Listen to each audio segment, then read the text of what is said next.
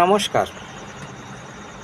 হৃদয়রেখা, শিরোরেখা, ভাগ্যরেখা এবং আয়ুরেখা মিলে যদি মহান এম চিহ্ন তৈরি হয় তাহলে ওই ধরনের ব্যক্তি জীবনে প্রচুর অর্থ সাফল্য পাবে এবং ধনী হবে।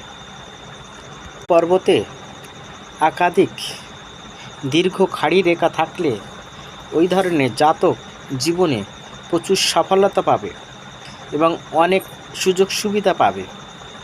শিরোরেখার শেষ প্রান্তে যদি স্টার চিহ্ন থাকে তাহলে ওই ধরনের জাতক বা জাতিকা একবার পড়লেও সে পড়া কখনো ভুলবে না বা স্মৃতি থেকে মুছে যাবে না।